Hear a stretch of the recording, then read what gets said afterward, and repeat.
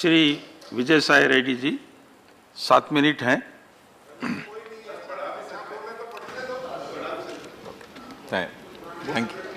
Thank you vice chairman sir. मुझे तो समय बताना है, फिर सदन तो सबको मिलके चलाना है। Thank you ji sir. Reddy Sir, the Honorable Finance Minister is here. I would like to bring to the notice of the Honorable Finance Minister three issues which are very important in Finance Act, sir. First is cash withdrawal tax. Sir, the cash withdrawal tax which was introduced by the then Honorable Finance Minister Mr. Chidambaram was a deterrent, and then it was proved to be deterrent, and then subsequently it has been withdrawn. Now the Honorable Finance Minister is now reintroducing it in a different form.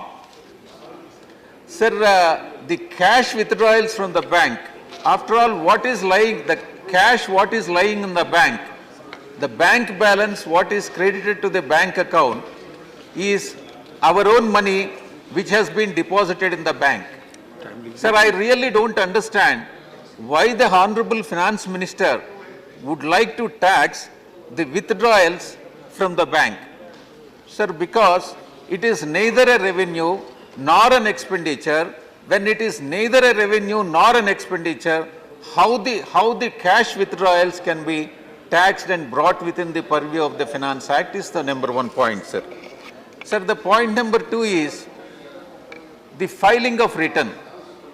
Sir, under 132 of the Income Tax Act, see, the original return can be filed, has to be filed on or before the stipulated period of time.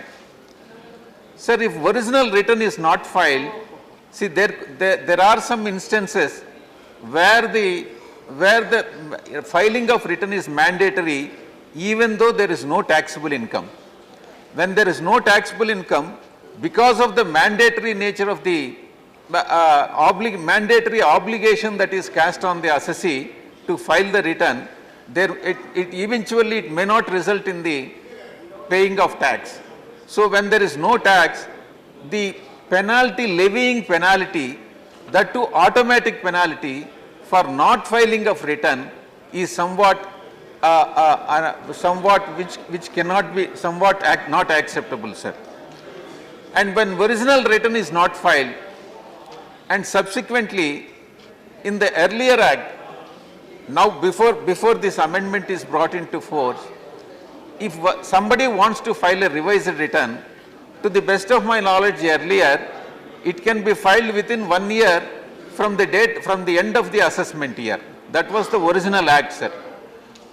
When that was the act, and I really don't understand, because if at all some income has escaped assessment, the assessing officer can always issue a notice under section 148, and then thereafter the original return can be filed in response to the notice under 148, and subsequently within 1 year from the date of original return, a revised return can also be filed.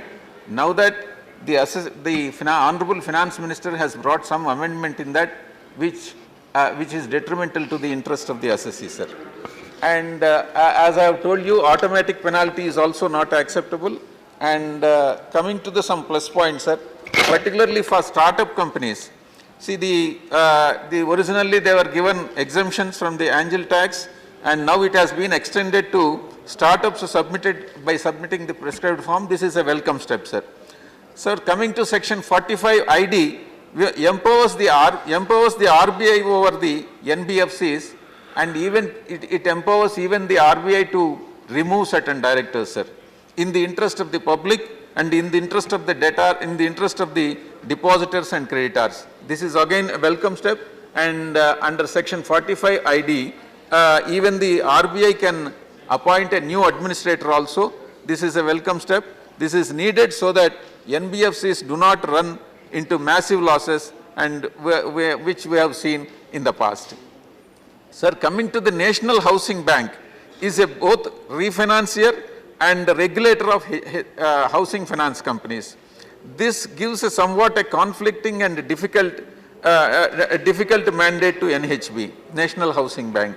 It is a wise decision to return the regulatory authority over the housing finance company sector from the National Housing Board to the RBI, sir.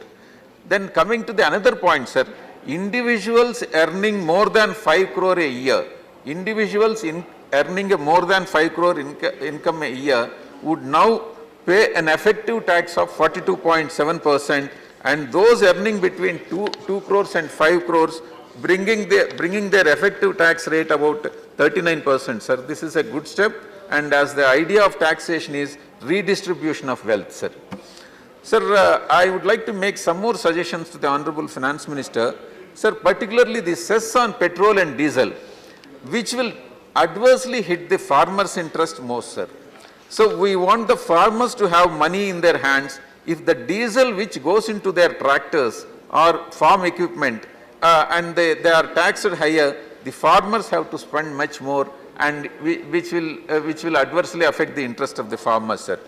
Sir, the 25% tax rate which will apply to the companies with an annual revenue of 250 crores, which will benefit, as per the statistics given by the Honorable Finance Minister, would be 99.3% of 1.5 million companies.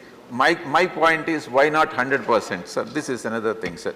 Sir, the 10% customs duty on newsprint, which will hit the small and medium news vendors, already facing huge stress on its finances because of the increased cost and depleting the advertisement revenues. The customs duty will break their back, sir.